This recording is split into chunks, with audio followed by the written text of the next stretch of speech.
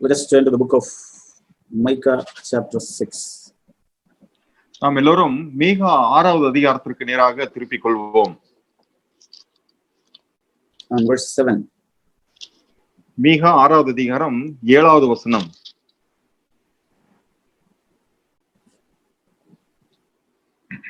Does the Lord take delight in thousands of rams, in 10,000 rivers of oil? The first part of verse 7. மீகா 6வது அதிகாரம் 7வது வசனத்தினுடைய முதல் பகுதி. ஆயிரங்களான ஆட்டுக்கடாக்களின் பேரிலும் எண்ணெயாய் ஓடுகிற 10,000 ஆறுகளின் பேரிலும் கர்த்தர் பிரியமாய் இருப்பாரோ? So it is important to see what delights the heart of God. ஆகவே கர்த்தருடைய இருதயத்திற்கு எது பிரியமா இருக்கும் என்பதை நாம் ஆராய்ந்து பார்ப்பது மிக முக்கியமாய் இருக்கிறது. Here God says, I am not delighted in thousands of rams and 10,000 of rivers of oil. இங்கே கர்த்தர் சொல்லுகிறார், நான் ஆயிரங்களான ஆட்டுக்கடாக்களின் பேரிலும் எண்ணெயாய் ஓடுகிற 10,000 ஆறுகளின் பேரிலும் நான் பிரியமாய் இருப்பதில்லை. That means if I offer to God 1,000 rams and 10,000 rivers of oil to God, it will not be delighting to him. அதற்கு அர்த்தம், நான் ஆயிரங்களான ஆட்டுக்கடாக்களையும் அல்லது எண்ணெயாய் ஓடுகிற 10,000 ஆறுகளையும் நான் கர்த்தருக்கு ஏறெடுத்தாலும் அது அவருக்கு பிரியமாக இருக்கவே இருக்காது. That means the whole what I am holding, I am possessing, or the whole wealth, if I give it to God, it won't delight the heart of God. அப்படி என்று சொன்னால், நான் பெற்றிருக்கிற முழு சம்பத்தையும் நான் கர்த்தருக்கு ஏறெடுத்து கொடுத்தாலும் கூட அது கர்த்தரை பிரியப்படுத்த மாட்டாது. So it is very important to know what delights the heart of God. ஆகவே எது கர்த்தருடைய இருதயத்தை பிரியப்படுத்தும் என்பதை அறிந்து வைத்திருப்பது மிக முக்கியமாக இருக்கிறது. See verse 8, last part says, to walk humbly with your God. ஆகவே 8வது வசனத்தினுடைய பிற்பகுதி சொல்லுகிறது, உன் தேவனுக்கு முன்பாக மனத்தாழ்மையாய் நடப்பதை அல்லாமல். Means walking with God, that is what is pleasing to God. அப்படி என்று சொன்னால், நாம் தேவனுக்கு முன்பதாக தேவனோடு கூட நடப்பது மாத்திரமே தேவனுக்கு பிரியமாக இருக்கும். When God created Adam and Eve, the desire of the heart of God was that Adam and Eve together should find God who was hidden or hiding behind that tree of life. ஆதாம் ஏவாளையும் தேவன் ஆதியிலே சிருஷ்டித்த பொழுது தேவனுடைய இருதயத்தின் வாஞ்சை என்னவாக இருந்தது என்று சொன்னால், இந்த ஆதாம் ஏவாள் இருவருமாக சேர்ந்து அந்த ஜீவ விருட்சத்தின் கனிக்கு பின்பதாக அல்லது அந்த விருட்சத்திற்கு பின்பதாக மறைவாய் இருக்கிற தம்மை அவர்கள் கண்டு கொள்ள வேண்டும் என்பதே அவருடைய வாஞ்சையாக இருந்தது. God gave them right to eat from every tree in the Garden of Eden. அந்த ஏதேன் தோட்டத்திலிருந்த சகல விருட்சத்தின் கனியையும் புசிக்கலாம் என்று தேவன் அவர்களுக்கு உரிமை கொடுத்திருந்தார். And God forbidden only one tree, that is the tree of knowledge of good and evil. ஆனால் ஒரே ஒரு விருட்சத்தின் கனியை மாத்திரம் அவர்கள் புசிக்க கூடாது என்று தடை பண்ணியிருந்தார். அதுதான் நன்மை தீமை அறிகிற விருட்சத்தின் கனி. God did not say that you should eat from the tree of life. நீங்கள் ஜீவ விருட்சத்தின் கனியை புசிக்க வேண்டும் என்று தேவன் அவர்களிடத்திலே சொல்லவே இல்லை. God said you can eat freely from all the tree except that one tree. ஆனால் அந்த ஒரு விருட்சத்தின் கனியை தவிர மற்ற எல்லா விருட்சத்தினுடைய கனியை நீங்கள் பறித்து இலவசமாய் புசிக்கலாம் என்று சொல்லியிருந்தார். Yeah, if Adam would have taken all other trees, he would have filled his stomach. ஒருவேளை இந்த ஆதாம் மற்ற விருட்சத்தின் கனி எல்லாம் அவன் புசித்திருந்தால் அவனுடைய வயிறு திருப்தியா இருந்திருக்கும். But yet he will not have life. இருந்தாலும் கூட அவனுக்கோ ஜீவன் இருந்திருக்காது. See, I truly believe as a father, God as a father to Adam and Eve, it was the desire of God that they should seek and find him. இந்த ஆதாம் ஏவாளுக்கு தேவன் தகப்பனாக இருக்கிறார். ஆகவே தகப்பனாய் இருக்கிற தேவனுடைய வாஞ்சை என்னவாக இருந்தது என்று சொன்னால், இந்த ஆதாமும் ஏவாளும் தம்மை அவர்கள் தேடி கண்டுபிடிக்க வேண்டும் என்பதே அவருடைய வாஞ்சையாக இருந்தது. Yeah, when Adam was created, he saw God first. ஆம், ஆதாம் சிருஷ்டிக்கப்பட்ட பொழுது முதலாவதாக அவன் தேவனை தான் பார்த்தான். When Adam opened his eyes, he saw God standing before him. ஆதாம் தன்னுடைய கண்களை திறந்த பொழுது தேவன் தனக்கு முன்பதாக நிற்கிறதை அவன் கண்டான். The same way, when Eve opened her eyes, she also saw God standing before her. அதே போல ஏவாளும் தன்னுடைய கண்களை திறந்த பொழுது தனக்கு முன்பதாக தேவன் நிற்கிறதை அவள் கண்டாள். And after that, they met each other. அதற்கப்புறம்தான் அவர்கள் இருவரும் ஒருவரை ஒருவர் சந்தித்துக் கொண்டார்கள். So, next day, instead of they find that God, they went to with their free will, they went to the tree of knowledge of good and evil. ஆகவே மறுநாளிலே அவர்கள் தேவனை முதலாவது தேடுவதற்கு பதிலாக தங்களுடைய அந்த சுந்த சித்தத்தின்படி அந்த நன்மை தீமை அறிகிற விருட்சத்தின் கனியை தேடி போனார்கள்.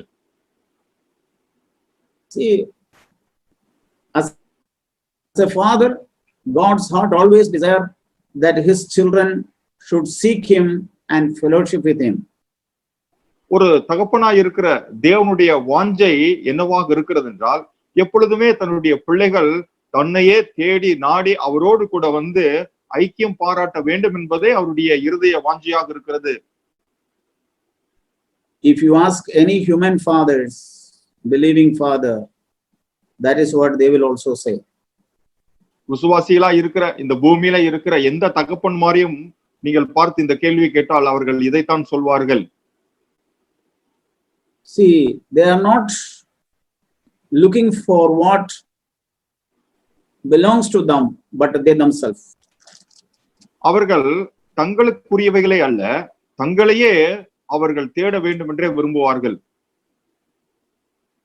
See here in the book of 2 Corinthians chapter 12, இங்கே Paul says a mystery here. 2 கொரிந்தியர் 12வது அதிகாரத்திலே பவுல் ஒரு ரகசியத்தை குறித்து சொல்லுகிறார். It is exactly the heart of God.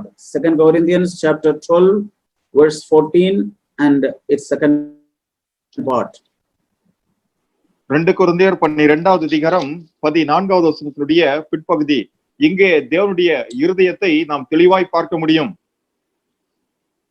I do not seek what is yours, but you. நான் உங்களுடையதை அல்ல, உங்களையே நான் தேடுகிறேன். See, what is the heart of God here? பார்த்தீர்களா இங்கே தேவனுடைய இருதயம் எப்படிப்பட்டதா இருக்கிறது என்று? I do not seek what is yours, but you. நான் உங்களுடையதை தேடவில்லை, மாறாக உங்களையே தேடுகிறேன். And for children are not responsible to save up for their parents, but parents for their children. பெற்றோருக்கு பிள்ளைகள் பொக்கிஷங்களை சேர்த்து வைக்க வேண்டியதில்லை, மாறாக பிள்ளைகளுக்கு பெற்றோர்களே பொக்கிஷங்களை சேர்த்து வைக்க வேண்டும். So this was the desire of God. ஆகவே இதுதான் that there should- தேவனுடைய his children should seek him and find him and have fellowship with him. ஆகவே தன்னுடைய பிள்ளைகள் தம்மை தேடவும் நாடவும் அவரோடு கூட ஐக்கியம் பாராட்ட வேண்டும் என்பதே தேவனுடைய வாஞ்சியாக இருக்கிறது. That is how they should start their day or their life. அப்படிதான் அவர்கள் தங்களுடைய ஜீவியத்தின் ஒவ்வொரு நாளையும் அவர்கள் தொடங்க வேண்டும். First finding God and his fellowship. முதலாவதாக தேவனையும் அவருடைய ஐக்கியத்தையும் நாடி தேட வேண்டும். And we begin with God. நாம் தேவனோடு கூட தொடங்குகிறது. Then he can go or we can go to other trees. அதற்கப்புறமாக நாமோ மற்ற விருட்சங்களுக்கு அண்டையிலெல்லாம் போக முடியும். Say, but first and foremost, we should seek and find God and fellowship with him. ஆனால் எல்லாவற்றுக்கும் முதன்மையாக நாம் தேவனை நாடி தேடி அவரோடு கூட முதன்மையாக ஐக்கியம் பாராட்ட வேண்டும். This is what God is looking from above, from the very beginning. இந்த ஒரு காரியத்தை தான் ஆதி முதல் இன்று வரைக்கும் தேவன் பரலோகத்திலிருந்து உற்று பார்த்து கவனித்துக் கொண்டிருக்கிறார். See, there is a word in the book of Psalms 53. பாருங்கள், சங்கீதம் 53வது அதிகாரத்திலே இப்படியாக ஒரு வசனம் இருக்கிறது.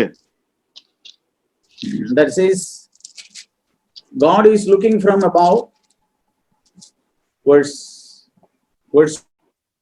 2. அங்கே தேவன் சொல்லுகிறார், தேவன் பரலோகத்திலிருந்து மனுபுத்திரரை கண்ணோக்கி பார்க்கிறார். எதற்காக? To see if there is anyone who understand and who seek after God. தேவனை தேடுகிற உணர்வுள்ளவன் ஒருவன் உண்டோ என்று பார்க்கும்படிக்கு. See what God is seeking after. பாருங்கள், இங்கே தேவன் எதற்காக மனுபுத்திரரை கண்ணோக்கி பார்க்கிறாராம்? See, God is not looking for people who pray or who preach or who read Bible. ஜெபிப்பவர்களையோ அல்லது வேதம் வாசிப்பவர்களையோ அல்லது பிரசங்கிக்கிற ஜனங்களையோ தேவன் கண்ணோக்கி பார்ப்பதில்லை. Yeah, those things are good. But சரிதான். the ultimate aim of all these things are to find God and fellowship with him. சரிதான், அந்த 3 காரியங்களும் நல்லதுதான். ஆனால் அந்த 3 காரியங்களுடைய லட்சியம் எதுவாக இருக்க வேண்டும் என்று சொன்னால், கடைசியில் அவர்கள் தேவனை நாடி தேடி அவரோடு கூட ஐக்கியம் பாராட்டுவதாகவே இருக்க வேண்டும். In prayer itself, or in reading Bible itself, or in attending meeting itself, that won't satisfy God. வெறும் ஜெபத்தில் மாத்திரம் அல்லது வெறும் வேத வாசிப்பில் மாத்திரம் அல்லது வெறும் சபை கூட்டத்தில் கலந்து கொள்வதில் மட்டும் தேவன் பிரியமாய் இருப்பதில்லை. But through all these means, we should attain that ultimate aim. ஆனால் இந்த எல்லா காரியத்தின் ஊடாக அந்த கடைசி இலக்காக அல்லது அந்த கடைசி லட்சியமாகிய தேவனை நாம் சென்றடைய வேண்டும். See, he's looking from above. Is there any wise man who is seeking after God? தேவனை தேடுகிற உணர்வுள்ளவன் உண்டோ என்று அவர் மனுபுத்திரரை பரலோகத்திலிருந்து கண்ணோக்கி பார்க்கிறார். But the sad situation is that everybody has turned aside. Together they have become corrupt.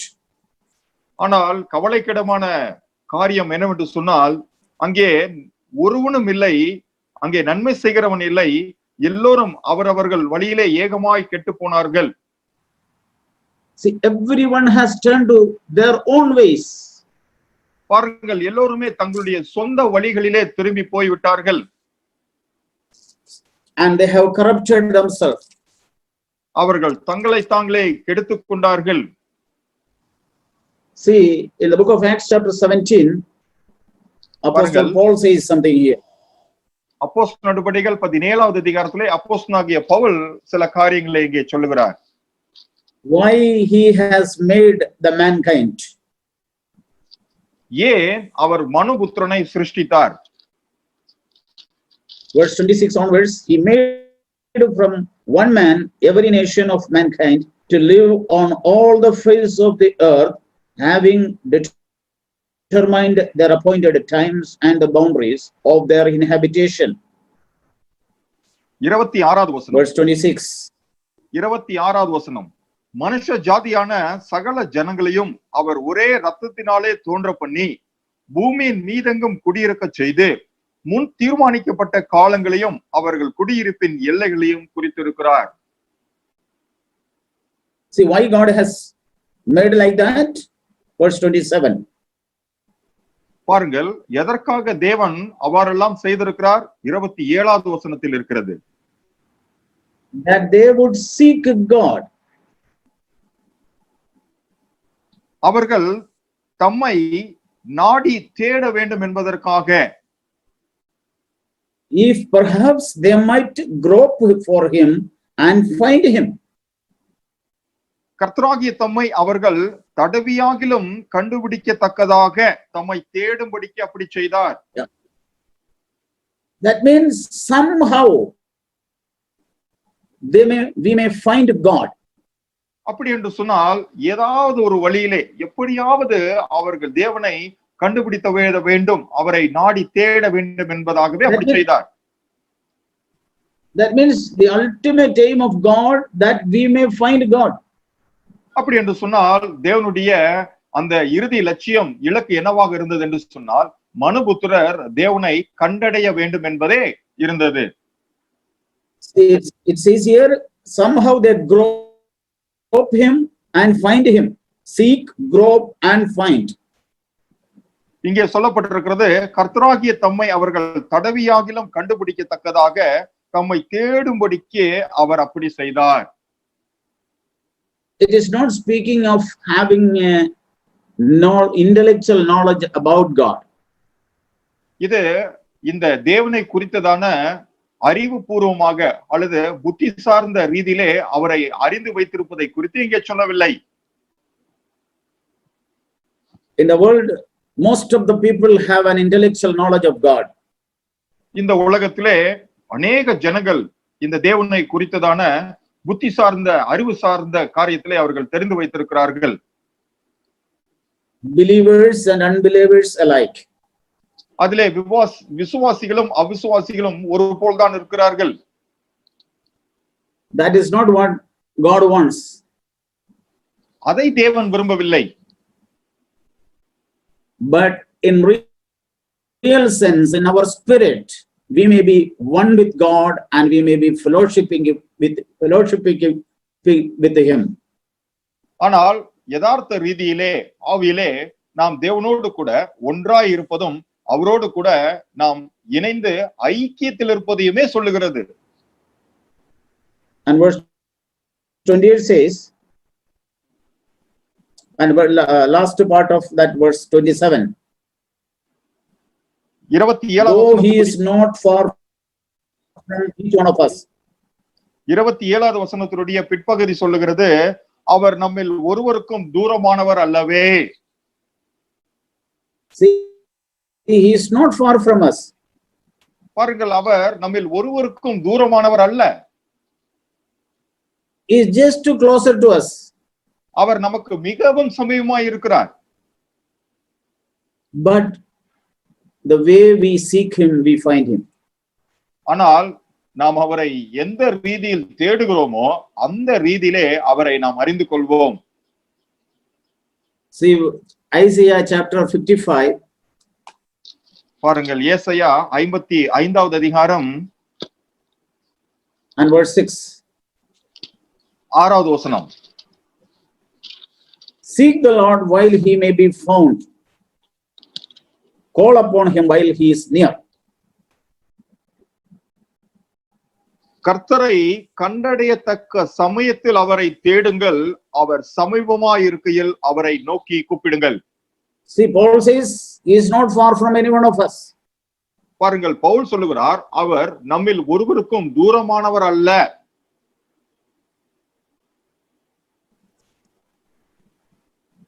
And he is so closer to us. அவர் நமக்கு மிகவும் சமீபமாய் இருக்கிறார். Call upon him while he is near. அவர் சமீபமாய் இருக்கையில் அவரை நோக்கி கூப்பிடுங்கள். See, now under the new covenant, after Jesus came, the name was given to him, Emmanuel, God with us. பாருங்கள், அதற்கப்புறமாக புதிய உடன்படிக்கையிலே இயேசு வந்த பிற்பாடு அவருக்கு ஒரு நாமம் வழங்கப்பட்டது. அது இம்மானுவேல். அப்படி என்று சொன்னால் தேவன் எப்போதும் நம்மோடு இருக்கிறார் என்று அர்த்தமாம். That means God was so eager, even though I did not seek him, but he came seeking for me. அதற்கு அர்த்தம், நான் தேவனை ஆர்வமாய் ஆவலாய் தேடாத பட்சத்திலும் கூட தேவனோ என்னை தேடி அவர் மிகுந்த சமீபமாக அவர் இருக்கிறார், எப்போதும் நம்மோடு கூட இருக்கிறார். Now he can be found.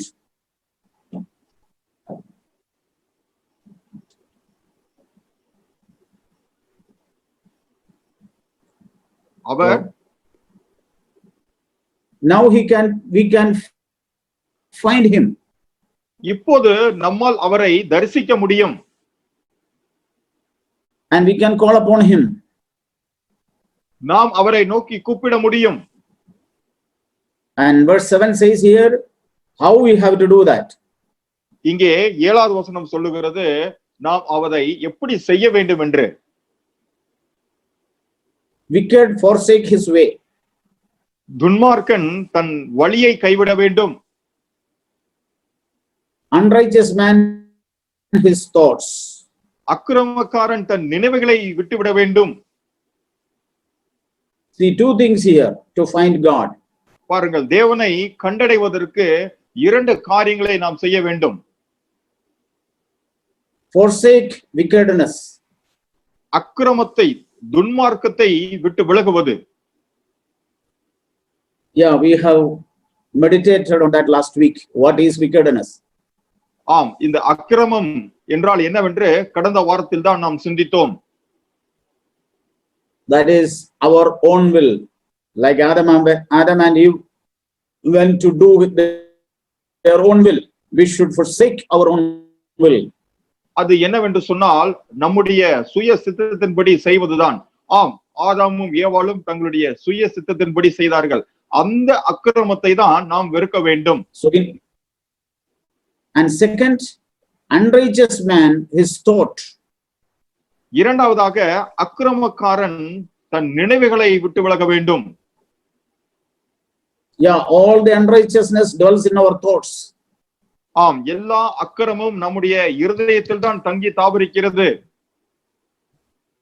All sin that dwells in our thoughts. எல்லா பாவங்களும் நம்முடைய சிந்தையில் தான் குடிகொண்டிருக்கிறது. So we need to forsake those things. ஆகவே அப்படிப்பட்ட காரியங்கள் எல்லாவற்றையும் நாம் விட்டு விலக வேண்டும். Then he will have compassion on us. He will abundantly pardon us. அப்படி இருக்கும்போது அவர் நம்மேல் மனதுருகுவார். See, next verse says, my thoughts are not your thoughts, nor are your ways my ways, declares the Lord. பாருங்கள், அடுத்த வசனம் சொல்லுகிறது, என் நினைவுகள் உங்கள் நினைவுகள் அல்ல, உங்கள் வழிகள் என் வழிகளும் அல்லவென்று கர்த்தர் சொல்லுகிறார். And the verse 9 says, what is the distance between these two thoughts and two ways? இந்த 2 வழிகளுக்கு இடையே இருக்கிற தூரம், இந்த 2 சிந்தனைகளுக்கு இடையே இருக்கிற தூரம் எவ்வளவா இருக்கிறது என்று சொல்லி அடுத்த வசனம் சொல்லுகிறது. See, if our thought is like that, we can never walk with God.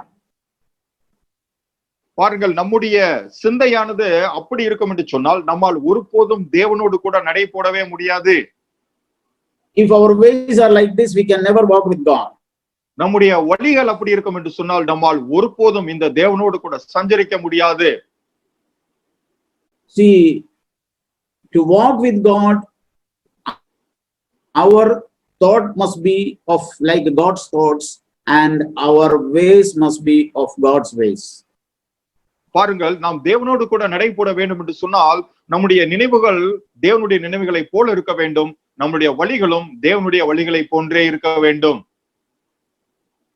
Otherwise we cannot walk with God. இல்லை என்று சொன்னால் நம்மால் தேவனோடு கூட நடைபோட முடியாது. See, there is a word in the book of Amos 3. பாருங்கள், ஆமோஸ் 3வது அதிகாரத்திலே ஒரு வார்த்தை இப்படியாக இருக்கிறது.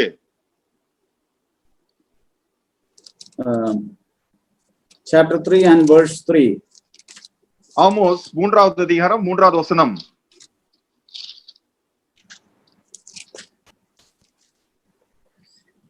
Do two men walk together unless they have made an appointment? இரண்டு பேர் ஒருமனப்பட்டிருந்தாலே ஒழிய ஒருமித்து நடந்து போவார்களோ? See, if two people have not made an appointment together, they cannot walk together. பாருங்கள், இரண்டு நபர்கள் தாங்கள் இணைந்து போகலாம் என்று சொல்லி அவர்கள் ஒப்பந்தம் செய்திருந்தாலே ஒழிய அவர்களால் இணைந்து செல்லவே முடியாது.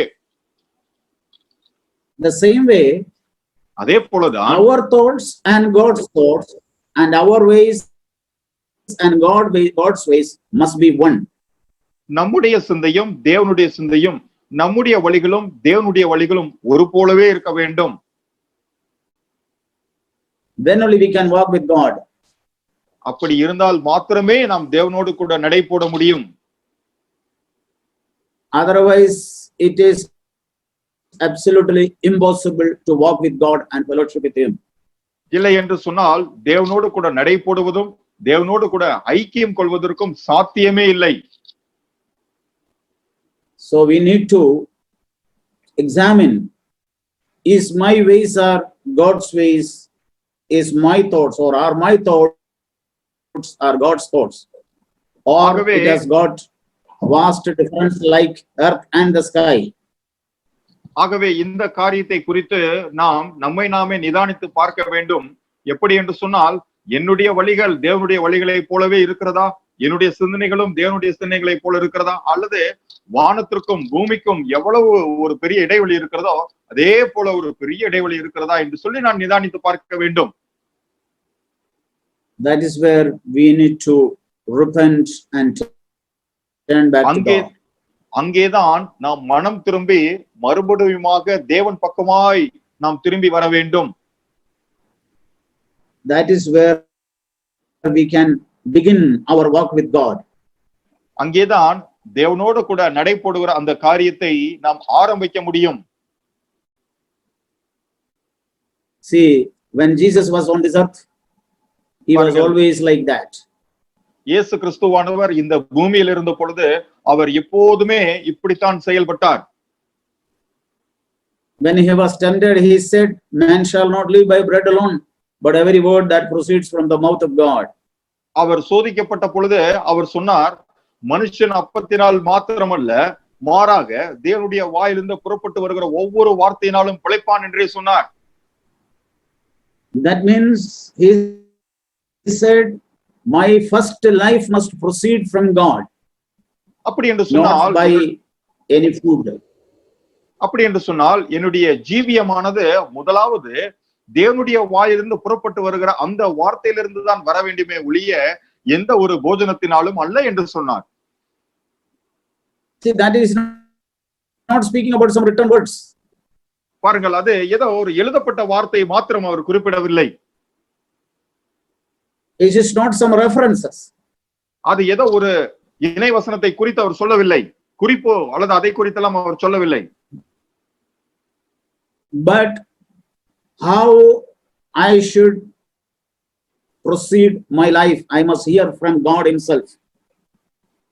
மாறாக நான் எப்படி என்னுடைய வாழ்க்கையை நான் தொடங்க வேண்டும், அதற்கு முன்பதாக நான் தேவனிடத்திலிருந்து வார்த்தையை கேட்டிருக்க வேண்டும் என்பதே அர்த்தம். That is what God was desiring from Adam and Eve. இதைத்தான் தேவன் ஆதாம் ஏவாள் இடத்திலிருந்து வாஞ்சித்தார். But they have failed in that area. ஆனால் அவர்களோ அந்த பகுதியிலே தோற்று போனார்கள். But when Jesus came, he began his life like that. ஆனால் இயேசு வந்த பொழுதோ அவர் தம்முடைய ஜீவியத்தை இப்படித்தான் ஆரம்பித்தார். From the day he began to knew what is good and evil, he began to choose to live with God and to start his life with God. நன்மை தீமை எதுவென்று அறிய தொடங்கின அந்த பருவத்திலிருந்து தேவனை தெரிந்து கொள்வதை, தேவனுடைய வார்த்தையை தெரிந்து கொள்கிற அந்த காரியத்தை தான் அவர் செய்ய ஆரம்பித்தார். Living with God. அவர் தேவனோடு கூட சஞ்சரித்தார். Not only living with the Bible, but living with God himself. இந்த வேதாகமத்தோடு கூட மாத்திரமல்ல, மாறாக தேவனோடு கூடவே அவர் சஞ்சரிக்க ஆரம்பித்தார். Not living with the many messages, but the giver of message. அநேக தேவ செய்திகளோடு கூட மாத்திரமல்ல, மாறாக தேவ செய்தியை அவர்தாமே வழங்குகிறவராகவே அவர் இருந்தார். So that is how he said, man shall not live by bread alone. Bread are secondary. All other thousands of trees in the Garden of Eden should have been secondary for Adam and Eve. ஆகவேதான் அவர் But சொன்னார், primarily the tree of life. ஆகவேதான் அவர் சொன்னார், தேவனுடைய வாயிலிருந்து புறப்பட்டு வருகிற அந்த வார்த்தை தான் முதன்மையானது, போஜனம் எல்லாம் இரண்டாம் கட்டமானது. அதே போலதான் ஏதேன் தோட்டத்திலும் இருந்திருக்க வேண்டும். மற்ற கனிகளுடைய மற்ற விருட்சத்தினுடைய கனிகளாம் இரண்டாவதாக இருந்திருக்க வேண்டும். தேவன் தான் அவர்களுக்கு முதன்மையாக இருந்திருக்க வேண்டும். See what Jesus said in John chapter 4. பாருங்கள், யோவான் 4வது அதிகாரத்திலே இயேசு என்ன சொல்லி இருக்கிறார் என்று. We must also reach to this place as the days are going by. பாருங்கள், இப்படி நாட்கள் கடந்து போய் கொண்டிருக்கிறது, நாம் இந்த இடத்தை வந்தடைந்திருந்திருக்க வேண்டும். Verse 34. லூக்கா 4வது அதிகாரம் 34வது வசனம். My food is to do the will of him who sent me and to accomplish his work. நான் என்னை அனுப்பினவருடைய சித்தத்தின்படி செய்து அவருடைய கிரியையை முடிப்பதே என்னுடைய போஜனமாய் இருக்கிறது. So as the time is passing, our desire also should be like this. ஆகவே காலங்கள் இப்படியாக கடந்து போய் கொண்டிருக்கிறது. நம்முடைய வாஞ்சை எல்லாம் இதுவாகத்தான் இருக்க வேண்டும். Doing the will of the Father. பிதாவினுடைய சித்தத்தை செய்வதே நம்முடைய வாஞ்சியாக இருக்க வேண்டும். How important food is to our body. More than that, doing the will of the Father is to our inner man. நம்முடைய சரீரத்திற்கு போஜனம் எவ்வளவு முக்கியமா இருக்கிறதோ அதை விட ஒரு மனுஷனுக்கு தேவனுடைய சித்தத்தை செய்வது மிகுந்த முக்கியமானதா இருக்க வேண்டும். Do we believe that? அப்படியாக நாம் அதை நம்புகிறோமா? That doing the will of the Father in heaven is more important than our daily food and all other matters. நம்முடைய அனுதின போஜனத்தை காட்டிலும் அல்லது நம்முடைய அனுதின மற்ற நடவடிக்கைகளை காட்டிலும் தேவனுடைய சித்தத்தின்படி செய்வதே மிகுந்த முக்கியமானது இருக்கிறது. See, Jesus found that to accomplish his work, that is the food. பாருங்கள், தேவனுடைய சித்தத்தின்படி செய்வதே எனது போஜனமா இருக்கிறது என்பதை இயேசு அறிந்திருந்தார். And finally he said, I have completed the work you have given me to do. கடைசியாக அவர் சொன்னார், நீர் நான் செய்து முடிக்கும்படி கொடுத்த கிரியைகளை நான் நிறைவேற்றி முடித்தேன் என்று சொன்னார். What was that work? என்ன கிரியை அது? That was not preaching, not healing, அது சுகமளிப்பதல்ல, but having fellowship, an unbroken fellowship with his Father. ஆனால் தன்னுடைய பிதாவோடு கூட முறிவடையாத ஒரு ஐக்கியத்தை கொண்டிருப்பதே ஆகும். That is what he was fighting till end of his life. அதற்காக தான் தன்னுடைய வாழ்க்கையின் இறுதி வரைக்கும் அவர் போராடினார். At last he said, not my will, but yours. கடைசியிலே அவர் சொன்னார், என்னுடைய சித்தத்தின்படி அல்ல, உம்முடைய சித்தத்தின்படியே ஆகட்டும் என்றே சொன்னார். He said, I don't want the fellowship to be broken between you and me. அவர் சொன்னார், எனக்கும் உமக்கும் இடையே இருக்கிற இந்த ஐக்கியமானது முறிந்து போக நான் விரும்பவில்லை. How much do we value the fellowship between God and us, God the Father and us? பிதாவாகிய தேவனோடு கூட நமக்கு இருக்கிற இந்த ஐக்கியத்தை நாம் எவ்வளவாக கனமா எண்ணுகிறோம்? And or do we value something else more than the fellowship with God the Father? அல்லது பிதாவாகிய தேவனோடு கூட கொண்டிருக்கிற நம்முடைய ஐக்கியத்தை காட்டிலும் மற்ற ஏதாவது காரியத்தை நாம் அதிகமாக கனம் பண்ணுகிறோமா? When that fellowship is broken, everything goes against us, everything goes to calamity and astray. அந்த ஐக்கியமானது முறிந்து போகும் பொழுது மற்ற காரியங்கள் எல்லாமே அங்கே நமக்கு சரியில்லாமல் போய்விடும். அது ஒரு பேரிடர் நிலைக்கே நம்மை கொண்டு போய்விடும். So we need to give more attention, more heed to the fellowship with the Father. ஆகவே பிதாவாகிய தேவனோடு கூட கொண்டிருக்கிற நாம் இந்த ஐக்கியத்திற்கு மிகுந்த முக்கியத்துவத்தையும் மிகுந்த ஜாக்கிரதையாகவும் நாம் இருக்க வேண்டும். We can lose anything in this world, but not the fellowship with the Father. இந்த உலகத்திலே நாம் எதை வேண்டும் என்றாலும் இழந்து போகலாம். ஆனால் நாம் இழந்து போக கூடாதது பிதாவாகிய தேவனோடு கொண்டிருக்கிற நமது ஐக்கியத்தை நாம் இழந்து விடக் கூடாது. Remember what Jesus said. இயேசு என்ன சொன்னார் என்பதை நினைவில் கொள்ளுங்கள். Life is important than the body. சரீரத்தை காட்டிலும் ஜீவியம் மிகவும் முக்கியமானது, ஜீவன் மிகவும் முக்கியமானது. Sorry, life is important than food. Sorry, not body. போஜனத்தை காட்டிலும் ஜீவன் மிகுந்த முக்கியமானது. See, food is for the life. இந்த போஜனமானது ஜீவனுக்காகத்தான். So Jesus said, life is more important. ஆகவேதான் இயேசு சொன்னார், ஜீவன் தான் மிகவும் முக்கியமானது என்று. Where from the life begins? இந்த ஜீவன் எங்கிருந்து ஆரம்பிக்கிறது? From God the Father. பிதாவாகிய தேவனிடத்திலிருந்தே ஆரம்பிக்கிறது. See, in the book of Proverbs, பாருங்கள், நீதிமொழிகள் புத்தகத்திலே chapter 3 and verse 18. 3வது அதிகாரம் 18வது வசனம். She is a tree of life to those who take hold of her. அது தன்னை அடைந்தவர்களுக்கு ஜீவ விருட்சம். See, those who are holding to wisdom, she is a tree of life. யாரெல்லாம் ஞானத்தை அடைந்திருக்கிறார்களோ அவர்களுக்கு அது ஜீவ விருட்சமாய் இருக்கிறது. Wisdom means God himself. இந்த ஞானம் என்று சொன்னால் தேவனையே குறிக்கிறது. And verse chapter 8 and verse 34 and 35 again Proverbs. நீதிமொழிகள் 8வது அதிகாரம் 34 மற்றும் 35வது வசனம்.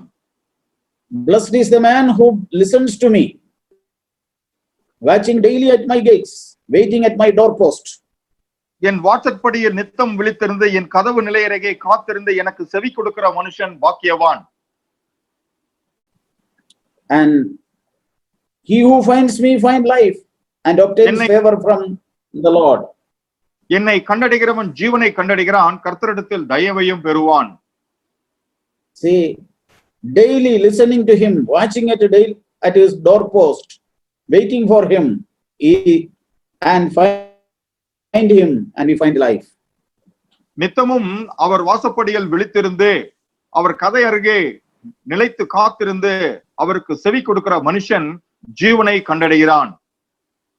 That means we must have a hunger and thirst to find him, just like we have hunger and thirst for food and water.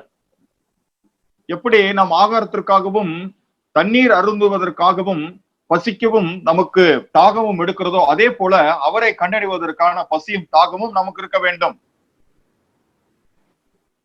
Jesus said, இயேசு சொன்னார், let him come and drink. He who is thirsty. தாகமாய் இருக்கிறவன் வந்து என்னிடத்திலே பானம் பண்ண கடவன். Now Jesus also said in Matthew 7, seek and you will find. மத்தேயு 7வது அதிகாரத்திலே இயேசு இப்படியாக சொல்லியிருக்கிறார், நீங்கள் தேடுங்கள் அப்பொழுது கண்டடைவீர்கள். What do we need to seek? நாம் எதை தேட வேண்டும்? Many people does not understand the meaning of seeking. அநேக ஜனங்கள் இந்த தேடுகிற என்கிற வார்த்தையினுடைய அர்த்தத்தை அவர்கள் புரிந்து கொள்ளவில்லை. Yeah, they seek so many things in this world. அவர்கள் இந்த உலகத்திலே வேறு பல அநேக காரியங்களை அவர்கள் நாடி தேடுகிறார்கள். Many Christians take that word to seek so many things in this world. அநேக கிறிஸ்தவர்கள் இந்த ஒரு வசனத்தை எடுத்துக்கொண்டு இந்த உலகத்தில் இருக்கிற வேறு பல காரியங்களை தேடுவதற்காக பயன்படுத்திக் கொள்கிறார்கள். What do we need to seek? எதை நாம் தேட வேண்டும்? We must seek God. நாம் தேவனை தேட வேண்டும். And Jesus said, those who seek, they will find. இயேசு சொன்னார், தேடுகிற எவனும் கண்டடைகிறான். See, Hebrew 11. பாருங்கள், எபிரேயர் 11வது அதிகாரம் 6வது வசனம். Yeah, here it says, இங்கே சொல்லப்பட்டிருக்கிறது, he who comes to God must believe that he is and that he is a rewarder of those who seek him diligently. தேவன் ஒருவர் உண்டென்று விசுவாசிக்கிறவன், தேவனிடத்தில் சேருகிறவன், அவர் உண்டென்றும் அவர் தம்மை தேடுகிறவர்களுக்கு பலன் அளிக்கிறவர் என்றும் விசுவாசிக்க வேண்டும். What do we need to believe? நாம் எதை விசுவாசிக்க வேண்டும்? God is a rewarder of those who seek him. தேவன் தம்மை தேடுகிறவர்களுக்கு பிரதிபலன் அளிக்கிற தேவன். What is the reward? என்ன பிரதிபலன்? What is God's reward? தேவனுடைய பிரதிபலன் எதுவாக இருக்கிறது? It is not money and material and possessions in this இது world. பணமோ அல்லது ஆஸ்திகளோ சம்பத்துகளோ இந்த உலக பிரகாரமான காரியமோ கிடையாது. If someone says, I sought God and I got so many things in this world, means he did not seek God. He sought so many things of this world. யாராவது ஒருவர் நான் தேவனை தேடினேன், எனக்கு இந்த உலக பிரகாரமான ஆஸ்திகளை எல்லாம் தேவன் கொடுத்தார் என்று சொன்னால் அந்த நபர் தேவனை தேடவில்லை, மாறாக இந்த உலகத்தின் ஆஸ்திகளை தான் தேடி இருக்கிறார். அவருக்கு அது கிடைத்திருக்கிறது. What he sought, he got it. அவர் எதை தேடினாரோ அதுவே அவருக்கு கிடைக்கப்பட்டிருக்கிறது. But if we seek God diligently in our heart, ஆனால் நம்முடைய இருதயத்திலே நாம் தேவனை நாம் நேர்மையாக தேடினோம் என்று சொன்னால் we will find God. நாம் தேவனை கண்டடைவோம். We will grow in an understanding of the true one. இந்த மெய்யான தேவனுடைய அவரை பற்றியதான அந்த அறிவிலே நாம் வளர்ந்தேறுவோம். And we will have more and more fellowship with him. நாம் அவரோடு கூட அதிகமாக ஐக்கியத்திலே வளருவோம். The more fellowship we will have, we will be more and more free from sin. நாம் எவ்வளவுக்கு அதிகமாய் அவரோடு கூட ஐக்கியம் கொள்ளுகிறோமோ அவ்வளவுக்கு அதிகமாய் பாவத்திலிருந்து நாம் விடுதலையாகி கொண்டே வருவோம். And we'll be more confident and we'll be more fearless. நாம் அதிக நம்பிக்கை உள்ளவர்களாகவும் அதிக பயம் இல்லாதவர்களாகவும் மாறி வருவோம். Remember, God himself is the reward of those who seek him. நினைவில் வைத்துக் கொள்ளுங்கள், தேவன் தம்மை தேடுகிறவர்களுக்கு தம்மையே அவர் பிரதிபலனாக அளிக்கிறார். See, Abraham was seeking God. He was forsaking the wealth of the king of Sodom. Then God said to him, don't be afraid, Abraham.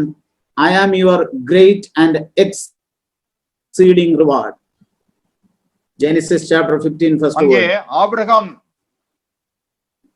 ஆதியாகமம் 15வது அதிகாரம் 1வது வசனத்திலே ஆபிரகாம் தேவனை தேடினான். அவன் அந்த சோதோம் குமோரா ராஜாக்கள் கொடுத்த வெகுமதிகளை அவன் வாங்கவில்லை. ஆகவே அங்கே ஆபிரகாமை பார்த்து தேவன் சொல்லுகிறார், ஆபிரகாமே நீ பயப்படாதே, நானே உனது சுதந்திரமா இருக்கிறேன், நானே உனது ஆஸ்தியா இருக்கிறேன் என்று சொல்லுகிறார். Yeah, when he refused to take those wealth, God immediately saying that I am your great and exceeding reward.